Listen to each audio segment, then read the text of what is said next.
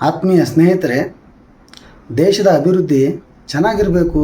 ನಮ್ಮ ದೇಶ ಅಮೇರಿಕ ಥರ ಇರಬೇಕು, ಸಿಂಗಾಪುರ ಥರ ಇರಬೇಕು, ಜಪಾನ್ ಥರ ಇರಬೇಕು ಅಂಥೇಳಿ ಎಲ್ಲರೂ ಬೇರೆ ದೇಶಗಳಿಗೆ ಕಂಪೇರ್ ಮಾಡೋದ್ರಲ್ಲೇ ನಾವು ಕಾಲ ಕಳೀತಾ ಇದ್ದೀವಿ.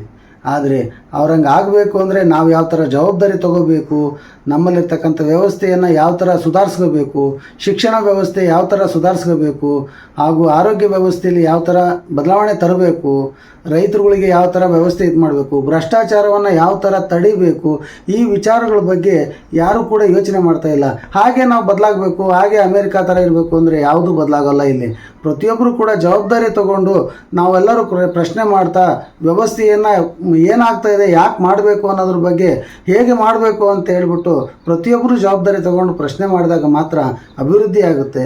ಪ್ರತಿಯೊಬ್ಬರು ಕೂಡ ಚುನಾವಣೆ ಅನ್ನೋದಿದೆಯಲ್ಲ, ನಮ್ಮ ಮತದ ಮೌಲ್ಯ, ಇದರ ಮೌಲ್ಯವನ್ನು ನಾವು ಯಾರೂ ಅರ್ಥ ಮಾಡ್ಕೋತಾ ಇಲ್ಲ. ನಮ್ಮ ರಾಜ್ಯದ ಬಡ್ಜೆಟೇ 3 ಲಕ್ಷ ಕೋಟಿ ತನಕ ಇರುತ್ತೆ. ಆ ಹಣವನ್ನು ಯಾವ ಥರ ಸದ್ವಿನಿಯೋಗ ಮಾಡ್ಕೋಬೇಕು ಅನ್ನೋದ್ರ ಬಗ್ಗೆ ಯಾರಿಗೂ ಇದಿಲ್ಲ. ಪ್ರತಿ ಸಾರಿನೂ ಕೂಡ 6 ಲಕ್ಷ 7 ಲಕ್ಷ ಕೋಟಿಗಟ್ಟಲೆ ಸಾಲಗಳನ್ನು ಮಾಡಿಬಿಟ್ಟು ನಮ್ಮ ತಲೆ ಮೇಲೆ 1 ಲಕ್ಷಗಳ ತನಕ ಈಗ ಆಲ್ರೆಡಿ ಸಾಲ ಬೀಳ್ತಾ ಇದ್ದಾವೆ. ನಮ್ಮ ರಾಜ್ಯಗಳು ದಿವಾಳಿ ಹಂತಕ್ಕೆ ಹೋಗ್ತಾ ಇದ್ದಾವೆ. ಆದರೂ ಕೂಡ ನಾವು ಈಗಲೂ ಕೂಡ ಎಚ್ಚೆತ್ಕೊಳ್ಳಿಲ್ಲ ಅಂದರೆ ಇನ್ನೂ ಯಾವಾಗ ನಾವು ಎಚ್ಚೆತ್ಕೊಳ್ತಾ ಹೋಗ್ತೀವಿ?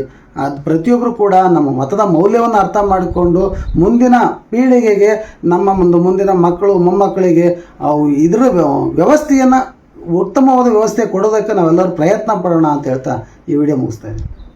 ಪ್ರಜೆಗಳಿಂದ ಪ್ರಜಾಕೀಯ, ಪ್ರಜೆಗಳಿಗಾಗಿ ಪ್ರಜಾಕೀಯ, ಪ್ರಜೆಗಳಿಗೋಸ್ಕರ ಪ್ರಜಾಕೀಯ ಮಟ್ಟ ಹಾಕಲು